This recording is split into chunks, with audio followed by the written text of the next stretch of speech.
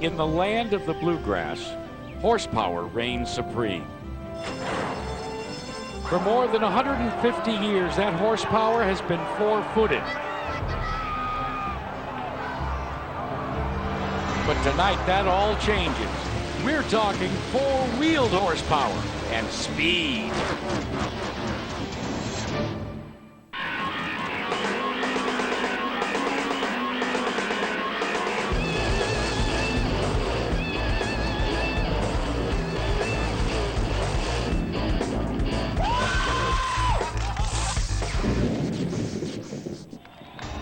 The United States Auto Club, the fast lane to stardom. Speed your way from the mile-and-a-half Kentucky Speedway, where the fourth race of the season for the Silver Crown Series, presented by K&N Engineering, is minutes away. Kentucky fans are used to horsepower, but not the type of horsepower they're about to see tonight. We're talking about over 7,500 horses strapped beneath the hoods of these USAC Silver Crown cars. Hi everyone, I'm Jack Arute along with my partner Rob Klepper, and welcome to Kentucky Speedway. Rob, the last time these cars were on a super speedway at Homestead, Miami, we were treated to an outstanding race. What about tonight in Kentucky? Well, I think we're going to see a great race here tonight. The one thing, though, is a couple weeks ago, a lot of these cars practiced here in the heat of the day. We hot lapped today at noon. We qualified at 5 p.m., and we're scheduled to race about 9 p.m. As the temperature cools down, we'll get more horsepower. Hey, these guys are already running around 170 miles an hour here at this racetrack, so I think it's going to make for a great race. Now, those speeds have also raised some concerns as far as the right rear tire, the right side tires, in fact, and maintaining them throughout the course of 100 miles. Well, that's what throws a monkey wrench in for all these crew chiefs. With the air temperature cooling down, the track might get tight. It could not get tight. You could burn off the right rear if your car's loose. You could burn off the right front if your car's tight. So again, it's a monkey wrench for these guys. Hopefully they'll get it right, and I'm sure we'll see a great show. So I guess you could call it a roll of the dice at over 176 miles an hour. A really great crowd has turned out tonight to cheer on these Kentucky 100 competitors. There have been some changes, though. For that, here's Brianne Pettigo. One driver entry we should tell you about that has changed. Greg Furlong has resigned from the Ferris Industries entry, and that ride will be taken over by Jay Drake starting at the next race in Virginia. But tonight, the number 41 will be raced by Cole Carter. Guys, this is your first time in the Silver Crown car. What's it like out there? It's fun. I mean, they're, like everyone said, they're a lot more stable than first believed, and they stick really well to the racetrack. And we've just been trying to get the balance right on our car today, and I think we had a pretty good shot for qualifying, a lot better than we were practicing at. So we're looking forward to the race if we can get the car back out there. It'll be fun to see Cole Carter wheel one of these USAC Silver Crown cars. Didn't get a chance to qualify, though, due to an oil leak, but this man, Rob, really put a number up on the board. Yeah, Bud Kading, he was fast when they tested here at Kentucky. He was fastest in practice earlier today and fastest in qualifying. He's going to be tough here tonight. Jason Leffler, his car owner, likes what he saw. So it was 172.645 miles per hour that put Bud Kading on the pole. Wayne Rudiman getting a brand new car in time for tonight's race, and he was very, very quick as Kading takes all the accolades and the trophy for winning the IRL IndyCar Series fast time for this race. Yeah, Bud Kading, he's on a roll right now. He's picked up his sprint car deal. He won the Knoxville Midget Nationals. He's going to be tough here tonight. Fast time as well. Let's check in with Brianne. I'm here with Bud Kading, winner of the Fast Time Qualifier Award presented by the Indy Racing League. Bud, only less than a tenth of a second separate you and Wayne Rudiman Jr. What did it take? How are you doing? You know, I think we were real good there in practice and just kind of underdrove the car a lot there in qualifying. It kind of let the field close up on us there, but I think that the whole Leffler BK Racing's put a pretty good car into me for this feature, and hopefully we just get the whole thing to last 67 laps and be standing here in 100 miles. That's going to be the key, Rob. Concerns about the right rear. Super Speedway Racing, fairly new to the Silver Crown competitors. We're ready. Drivers, start your engines! And as we said at the top of the show, over 7,500 horsepower rumble to life as we are set for the first time in history, the United States Auto Club in the bluegrass state of Kentucky, Kading on the pole, flanked by Rudiman, with Tyler and Steele in that row 2. And you see on the second page here with Pete Shepard on the inside of row 7. A good qualifying run. Look for good things out of the kid from Canada here today. This field rumbles off a pit road and gets ready for the start.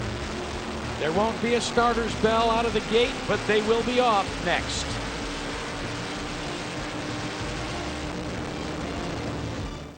Tonight's USAC Thunder is being brought to you by Optima Batteries, the ultimate power source. So as the field comes to life and rumbles around the racetrack in front of this great crowd, what about our Optima Batteries fast lines? Well, we could see the fourth different winner in the first 4 races this year. Save those radial tires, back on the radials, and of course a tie for the championship point lead right now between Bud Kading and Brian Tyler. On board with our Toyota onboard camera, you'll look out the back end of Wayne Rudiman Jr.'s case contracting machine as he will start on the outside of the front row. And there you see 2 CNR chassis cars from 6R Racing filling row number 2, with DeNozo on the outside of row 3, and the youngster out of California, Tim Barber, filling out row number 3 on the inside. Green flag is out, and on the brake it looks as if Kading, but watch. Is Kading going to be able to close the door down low? No, and who rumbles to the front? Brian Tyler in the Bounty Tide car. Brian Tyler very fast in hot laps, of course, tied for the points lead, as we said. But I'll tell you what, Jack, a lot of these drivers were a little nervous because this track is very bumpy down the straightaways, very smooth in the corners, unlike Homestead, where it was very smooth all the way around, kind of bumpy down the straightaway. So I think you're going to see these guys kind of take their time as they work through the 100 miles. The battle of C's. Tim Barber, the Californian, in the 28 car, and Pablo DeNozo as we're back on board with Wayne Rudiman. And Dave Steele getting a little racy there in that 4th position, tucking his nose in, trying to find the draft a bit. Well, I'll tell you, first of all, that's just a great shot. Looking back on Dave Steele, you see Tim Barber kind of poking his nose in there on the bottom. You know, as we said, it's a 67-lap race as DeNozo now taking a look to the inside of Tim Barber. But these radial tires, these cars stick. When they tested here, Hoosier brought a new compound. And, you know, they want to keep these guys locked down so we can see some of that side-by-side racing we saw in Miami. Keep in mind, these drivers are still finding out about the super speedway draft. How do these cars react? Bud Kading in that black car, trailing Brian Tyler, who got the jump on the start of the race, and this man currently in 3rd position, Wayne Rudiman Jr. And you can see when Steele comes up close to the rear, he gets a little bit of a run, but then there's the wall of wind that keeps him from making and finishing that pass as we're reaching speeds in excess of 174 miles per hour. These cars are high, wide, and handsome, with Brian Tyler leading the field and covering the door low, but now Kading gets a run on the inside.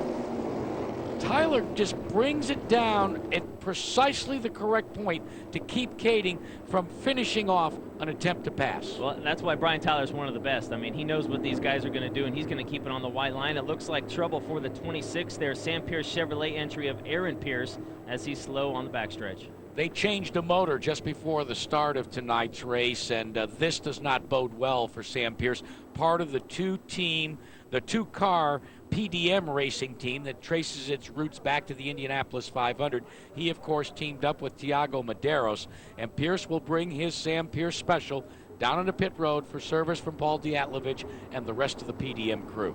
Yeah, it's a tough break for Pierce. You know, he hasn't had the best of luck lately, and to see him out here early, hopefully they can get things fixed and be back out. Pierce comes to a stop in front of his crew, and they'll go to work checking out what's wrong with the car. Did it blow the hose off of it? I'm looking for 26 of Aaron Pierce pulled into the pits. Take the hood off. Let's check in with Brianne.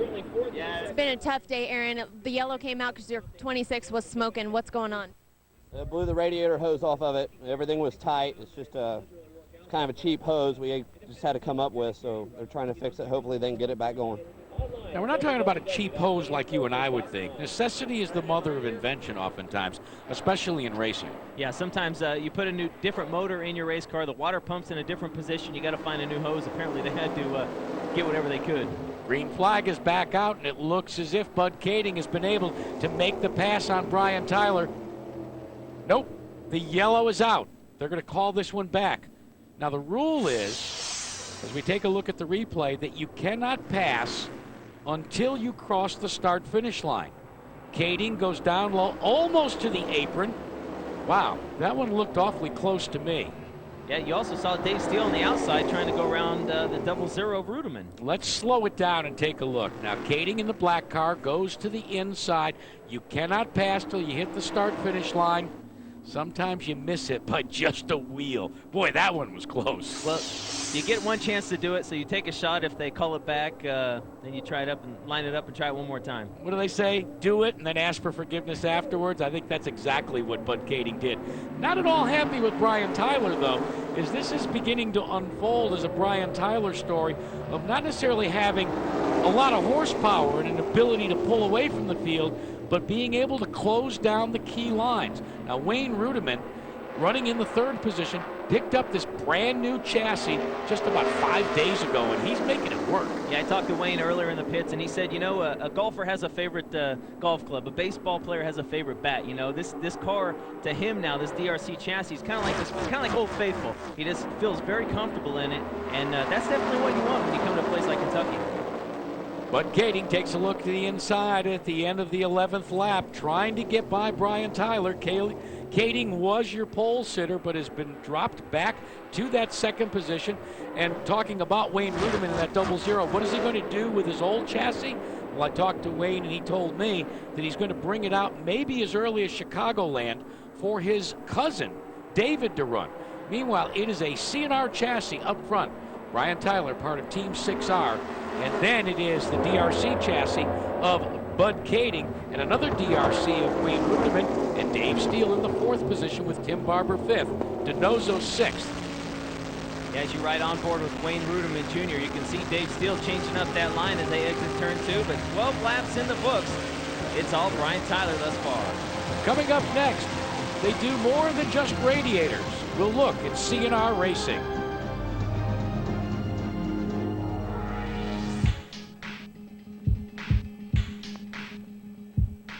When I started C&R Racing, the whole idea was to be basically a job shop for professional racing.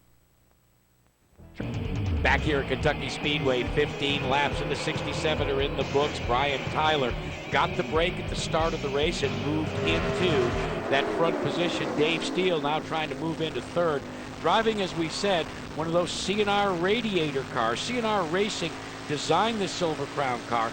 Dave Steele already a winner at Phoenix in the first outing, and he's trying to get around Wayne Ruderman Jr. for that third position. Goes to the outside. This is a good battle right now. Yeah, well, Dave Steele so far has had a pretty eventful day. They had some motor trouble in hot laps. They got it all fixed up. The car was a little tight in qualifying. He told me earlier they just got to get this thing to run. It looks like now things are pretty good for Dave Steele as he goes by Ruderman. Steele moves into that third spot, and Ruderman, boy, a little loose in the middle of that corner. You could see him do that high-speed, 175-mile-per-hour wiggle. And then Pablo Donoso having a very fine run, running in the top 6 as well. We're talking about C&R Racing. They were late into the Silver Crown design game. Their chassis came online just a couple of weeks before the Phoenix opener.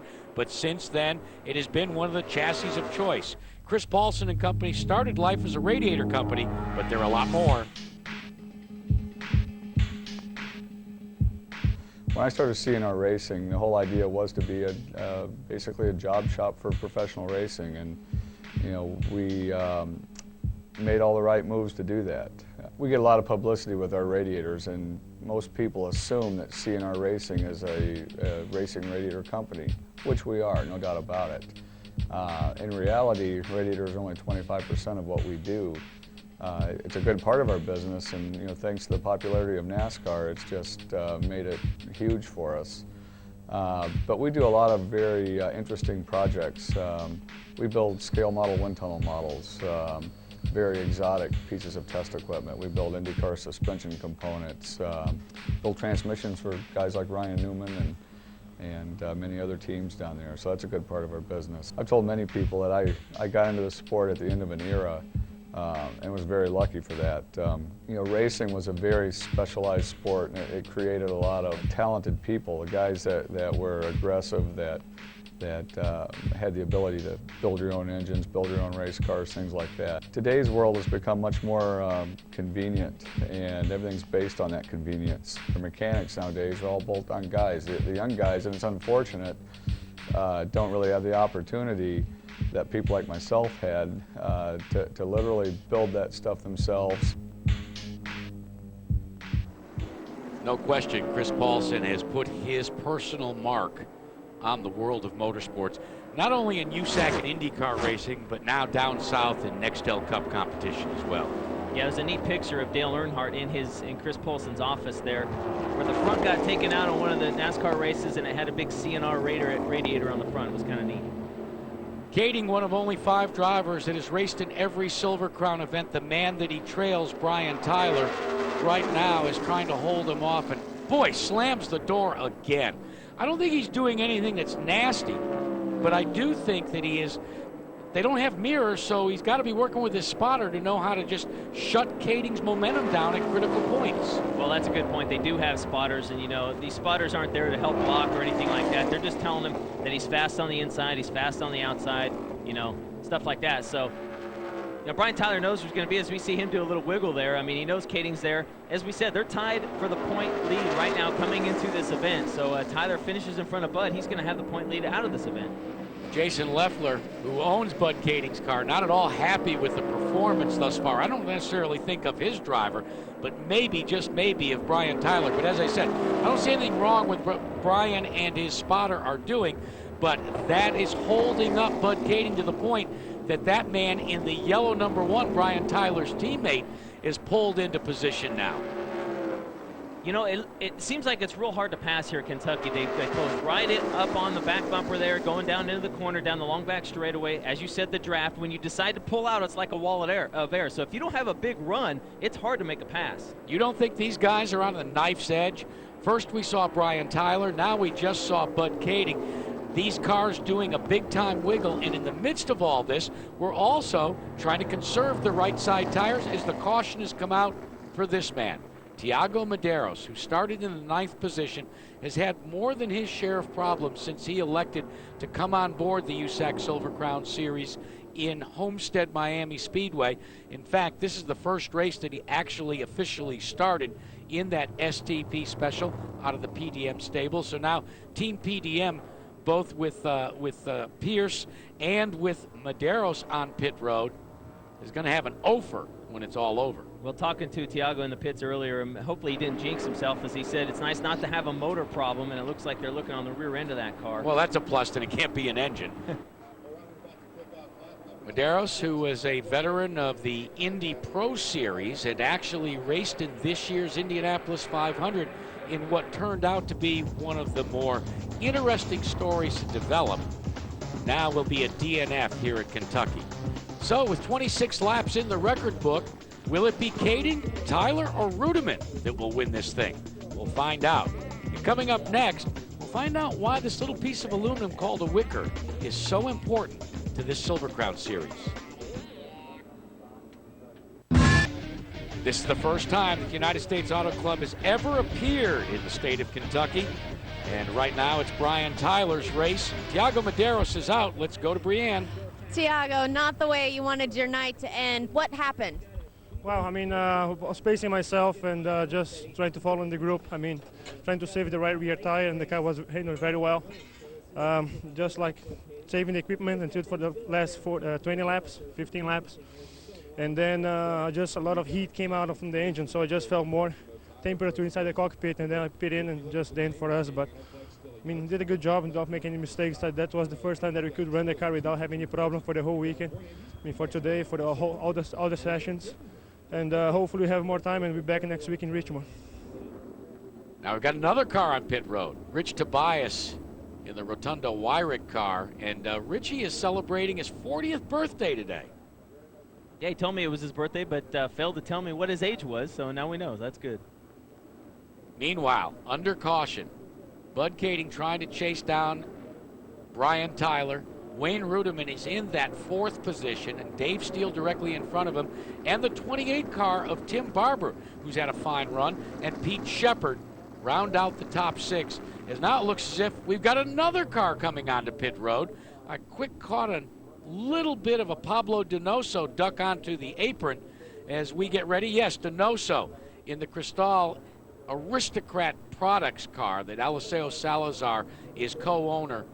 is come down onto pit road, and we'll have to see what Johnny Vance and crew. Oh, Johnny's just going to make a slight adjustment there on the left rear coil spring.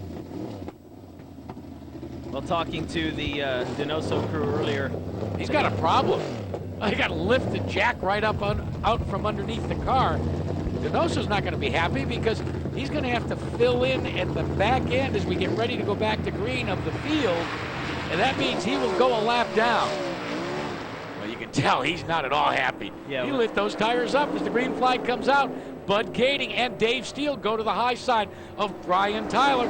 Will Kading be able to make it stick this time around? Side by side in turn one, heading to turn number two. They are awfully close down the backstretch. It looks like Kading got the run this time, Rob. Well, we've seen it on Thunder already this year. If you can't get it on the bottom, go around the outside. It looks like Bud Kading made it work in the Lone City. Team ASC number 29, your new leader. Looked a little bit like road rage, though, as Kading came down real quick. I can imagine the conversation. The spotter going to Kading. Clear, finally. Well, I talked to Matt Draskovic, one of the crew guys on the number 29 car. They call him Drasko. He said when they tested at Chicagoland last week, they learned a lot that they brought here to Kentucky, trying to figure out how far they can go, how aggressive they can be, especially on these radial tires. So you saw the Dave Steele is third. That man in the white number 00 that you ride on board right now, the Case contracting car for Wayne Rudeman Jr. And directly behind him, someone we don't talk about that often, but is just very quietly beginning to amass points, and that's young Tim Barber out of the Northern California region. Yeah, he normally runs Western States sprint cars. Driving for Ken Pearson in the 28 car, had a great run at Homestead. He's a former USAC Russell Racing Pro Series champion. He's getting it done here tonight in the Silver Crown as wow. Brian Tyler showing that you can't get loose on those radial tires. Makes me begin to wonder how much is left in those Hoosier right rear especially. We talked about it at the start of the show. Let's go back and look at that wobble yet again. 170 miles an hour. He was sideways. The one thing to point out again, as we said at Homestead, no offset in these race cars. These motors are lined up straight. The rear wheels are the same size. So no offset, a lot different than the old style Silver Crown car. So I guess you can get them a little loose and get them a little sideways off the corner, as you saw Brian Tyler there bring it back in. What's the old cliche? How close was that? Well, only Brian Tyler and his laundryman know for sure. Now, one of the things about these Silver Crown cars is to create some stability, they dipped into the book that was written by Indy cars. It was a flap that was created first by Dan Gurney and is now called a wicker. One of the biggest changes USAC has made to these new generation Silver Crown cars is the addition of a wicker bill or Gurney flap. This is an angled piece of aluminum that's designed to control the airflow over a car. Basically, this allows the guys to race closer together so it's more competitive, and it helps the handling when they get upon dirty air. So all the teams got together and they voted on the specs for these bills. They came up with a maximum height of 3 inches on the rear and 1 inch on the front. They're not mandatory, but it's as simple as this. More downforce on the front, less downforce on the front. This is... You're on board. The USAC Silver Crown Kentucky 100. Riding out the backside of Wayne Rudeman Jr. as he tries to chase these two cars down. Again, a little sideways is Brian Tyler in second place. He's the current Silver Crown Series point leader, sharing that lead with Bud Kading in the Team ASC Lone City entry. He's all but gone, kind of on cruise control as he works his way around. I think in clean air, that's what these cars like. They don't like to be real tight. They don't like to be side by side as Bud begins to pull away there as they work down the front stretch. About 25 laps left in this 67-lap main event. And right now, yes, you can see just briefly, Kading is streaked out to about a 20-car length lead. Let's go to the pits. Richie just climbed out of the car. Tell us what happened.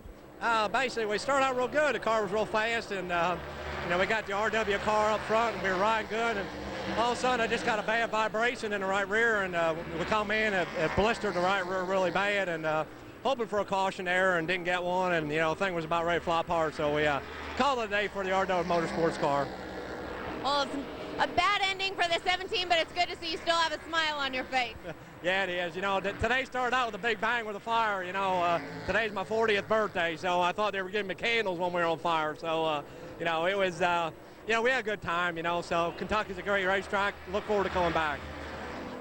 Yeah, Jack, I was in the pits when they brought that car in after the fire, and it just smelled like a barbecue gone bad. I mean, the whole right side of that thing was on fire and melted the right side pod, but good to see that Tobias was okay. Good to see Cole Carter giving a good run in the Jim Paternoster entry number 41.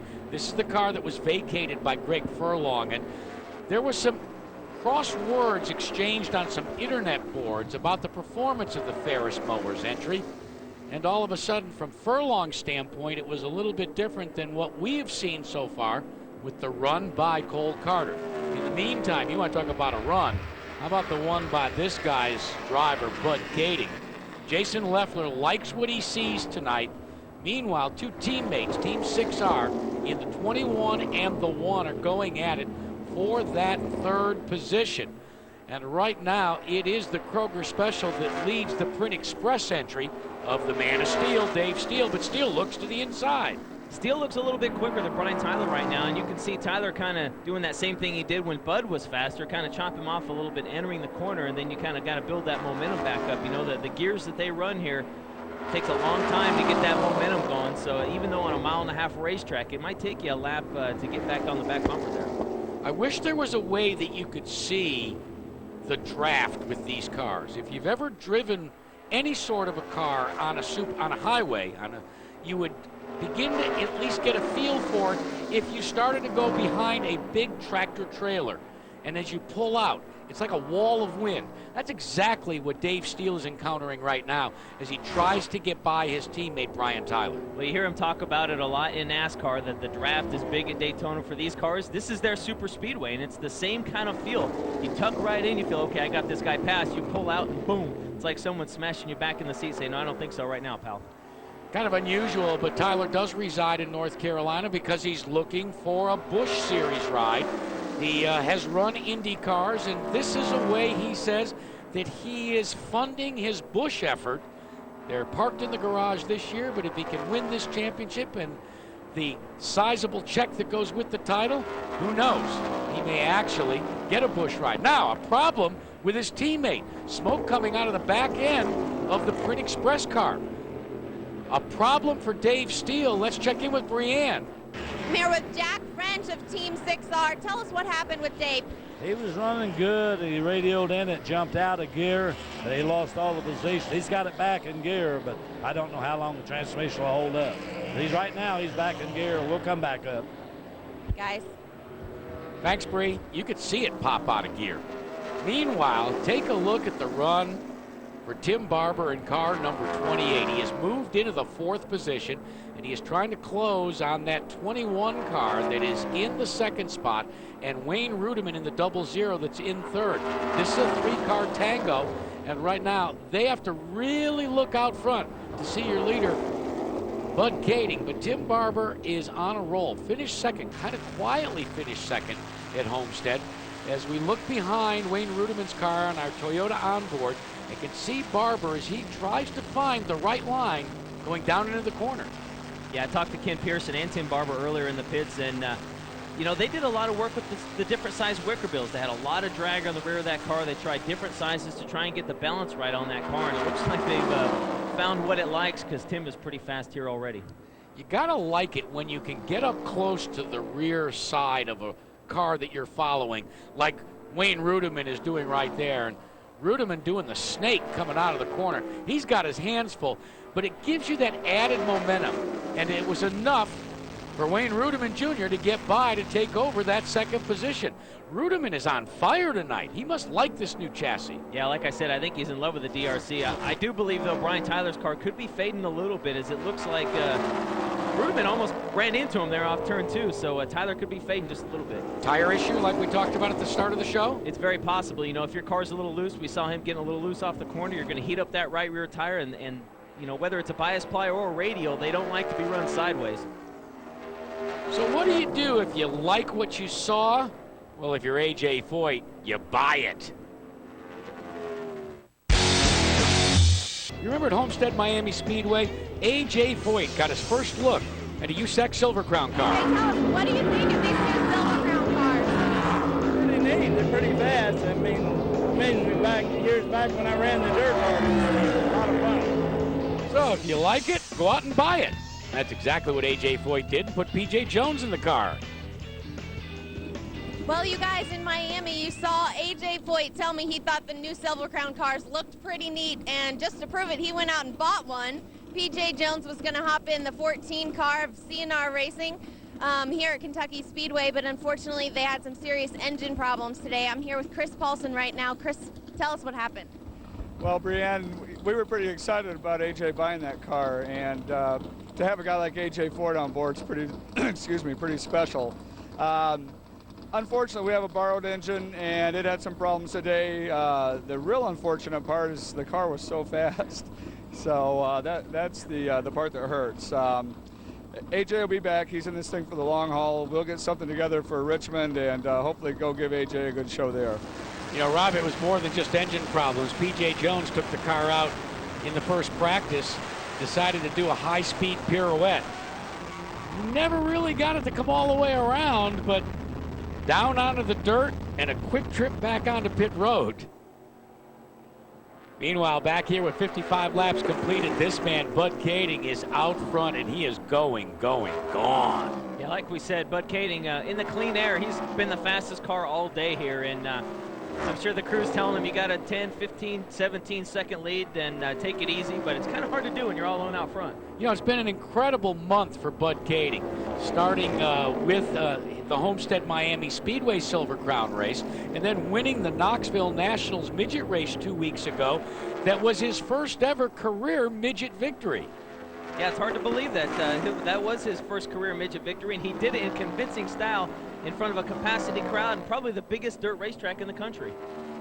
Drivers will tell you that when you get on a roll and Lady Luck is sitting on your shoulder, good things follow good things, and that seems to be the case for this Lone City Team ASE entry for Bud Kading out of California.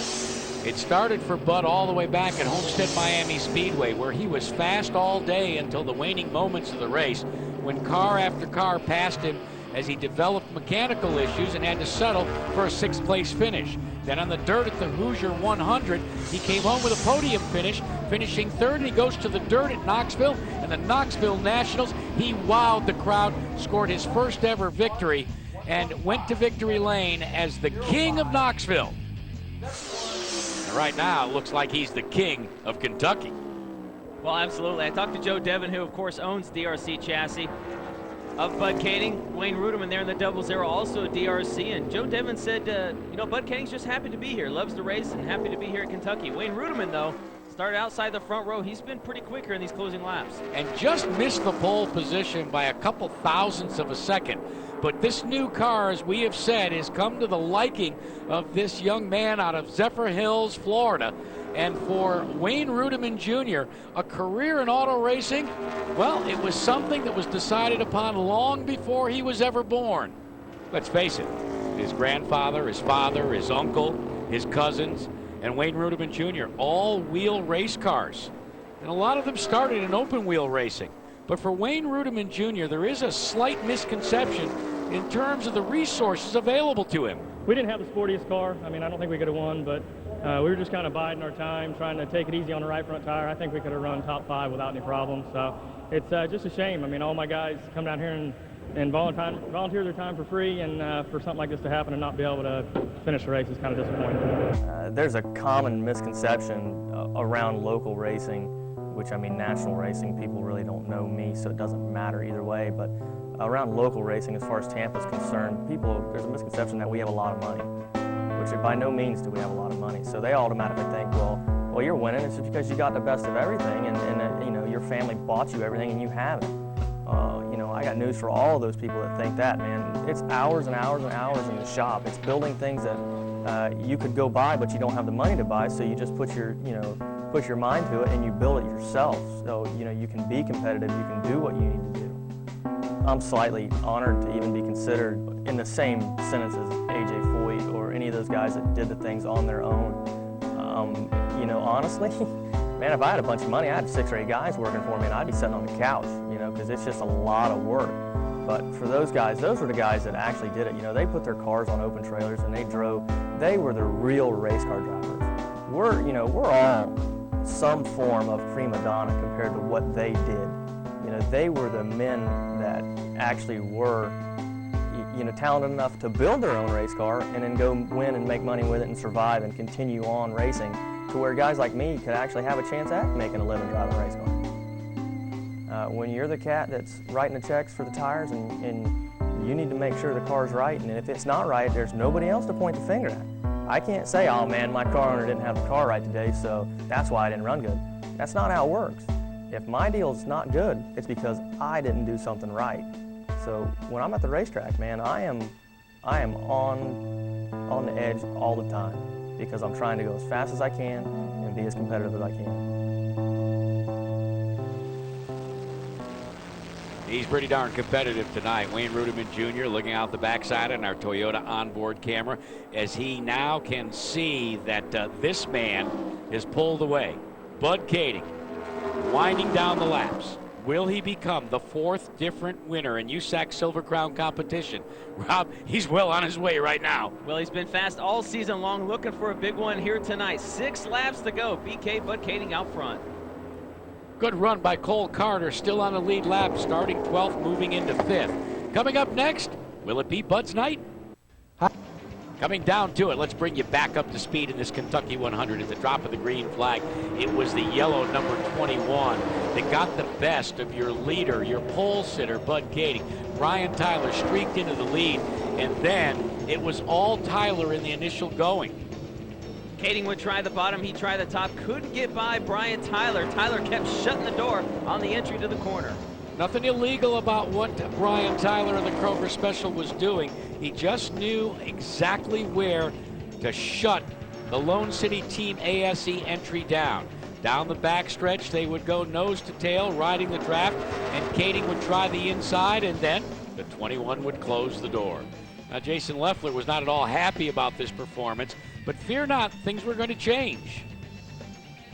Coming up in lap 30, on the restart, Bud Kading says, forget the inside, let's try the outside. Bud Kading around the outside, as we said earlier. You can't make it on the bottom, do it on the top. And Bud around the outside of Brian Tyler would take the lead off turn number 2. 173 miles per hour for these USAC Silver Crown entries. And from that point forward, it's all been Bud Kading. He is out front with less than 2 laps to go. In fact, coming up for the white flag, Kading's car, black Lone City Team ASE, is just at full song and starting to lap Cole Carter as the white flag comes out.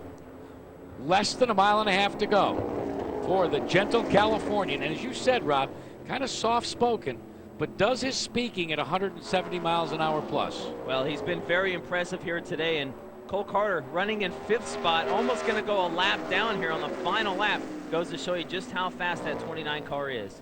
Good performance by Cole Carter, interim driver in the Ferris Lawnmower Special. I guess Greg Furlong was wrong. It wasn't the car. Maybe it was the driver. It certainly is the combination, car and driver here for Bud Kading, who becomes our 4th different winner. And Jason Leffler, a first USAC Silver Crown victory for this NASCAR driver that now takes care of business for Bud Kading. And what a fine run into 2nd place by the 00, the Wayne Ruderman car. Case Contracting on the side. He will finish 2nd. Let's go to the pits. Jason, congratulations. This was your night tonight. Well, it was definitely Bud's night, and all these guys on the crew, Matt Drastovich, all the guys that work on this Team ASC, Lone City, DRC. Got to thank Matt. His attention to detail and his passion for racing really shows up, and it shows up on Bud's driving. And also got to thank Joe Devon for building one heck of a race car. He does a great job, and just proud to be a part of it. It's a great race. Congratulations. Thank you. Great night for everybody. And now, no. Is he?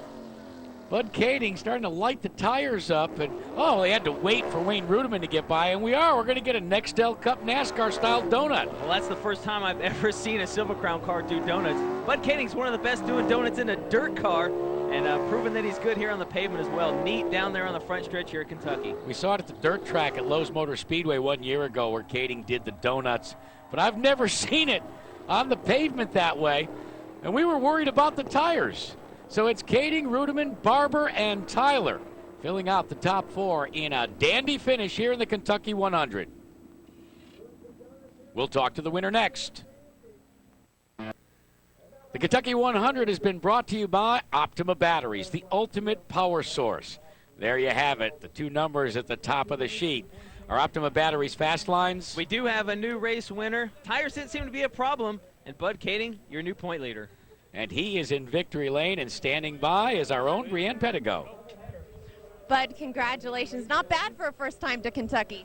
Nah, it was really worked out good for us. You know, we weren't too good on the original start. Our motor didn't take off, and Brian got us. And you know, we had a better car than him, I think the whole race. But his spot did a good job blocking us. That was pretty sweet. Run us in the infield and stuff. But you know, we rose above and came on top, and it was a real good feeling when he's the second place guy in points now, and we're coming up to lap him there at the end. So I can't say enough about this whole Leffler, Team ASC, Lone City, BK Racing team. It's just been awesome. You know, won a midget race a couple weeks ago, and now this, and you know, hopefully you just keep those momentum going to the end of the year. Well, David Stremme lapped the entire field in the ARCA race today, and I got to tell you, I thought for a second there you were going to do the same. Yeah, we were actually setting a real good pace, and I can't hear real good in these cars with my radios, and I thought those guys were saying 3 car lengths, and we really had like a 23-second lead. And I mean, I just kept driving, and my tires started shaking real bad there about 12 to go, and I just started, you know, we went from running like 31 4s to 32 5s and stuff like that, kind of backing off, trying to save the tires just to make sure that same thing that Homestead didn't happen today. Well, you've got a great couple of weeks behind you now, coming off your win at Knoxville. What are you going to do to keep you on this roll?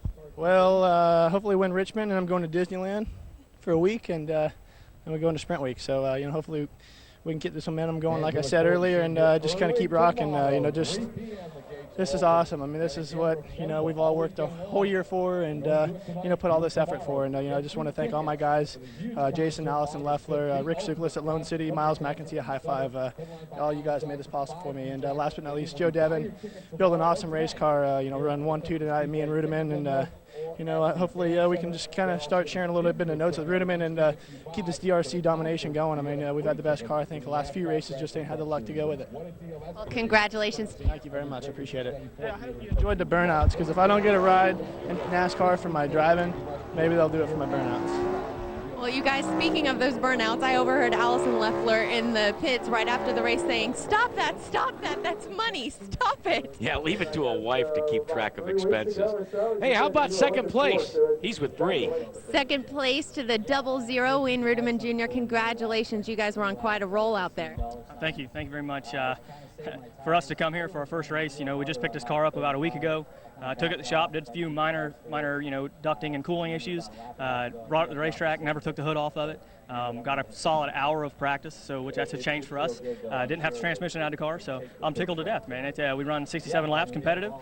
Granted, I'd like to have a little bit of a yellow there at the end, because I don't think Bud's times were too much farther off of mine, but he just got so stretched out on us, I couldn't even see him. So I was just kind of Cadillacing there, taking care of my tires. Had a little right rear tire blister, but you know, as far as the way the car went and everything went tonight, I'm pleased as punch.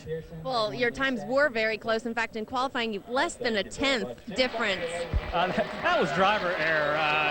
I put down a good first lap, and then it was one of those deals where you just say, you know, if I really arc this thing in here a little bit, I can really get it. And I drove it down in there, and I let the right front tire get up in the marbles, and it kind of pushed on me, so it killed my lap. That was my fault. Should have had the pole. Go to Richmond next week, and we'll get him there. Wayne just found out, Rob, that he's going to be a dad real soon. How about our third place finisher? Well, Tim Barber standing by. Tim Barber, you are on quite a move out there. This is your second consecutive third place finish. What's it feel like? You know, I really think I had something for him there in second place. I just saw dollar signs for those last about 5 laps, and he was coming back to me, trying to keep the back tires under us, like 3 or 4 guys listed the right rears. And then on about a lap and a half to go, I think I dropped the cylinder. That's why I backed way off in the last lap. But man, did I want that money. What do you think about racing on these big speedways? First time in Kentucky. Oh, it's definitely a blast. It's teaching us a whole lot out there. I mean, you know, things about the draft. I mean, I think every lap people were learning things. I think that was about as sideways as anyone's ever gotten in one of these things. A few of those times just making passes. The aero does weird things, but hung on to it. It's a blast to run these cars. Real fun to put your foot on the floor for a long time. Just got to thank Ken Pearson, Riverside Motorsports, and USAC for everything. So this points battle for the USAC title in 2006 is heating up, and this man is on top of the world. But Kading accomplished two things. Picked up the win here tonight. He'll take the point lead as we move to Richmond next week. Be sure to be with us for USAC Thunder as we'll bring you all that exciting action from Richmond International Speedway. And we'll also be bringing you a special sprint car race at Richmond as well. Congratulations to this Team ASE Lone City team for their victory in Kentucky. For Rob Klepper and Brianne Pedigo, I'm Jack Aruden. As we leave you, as Allison Leffler said, stop that, don't burn the tires up. We're talking money. So long, everyone.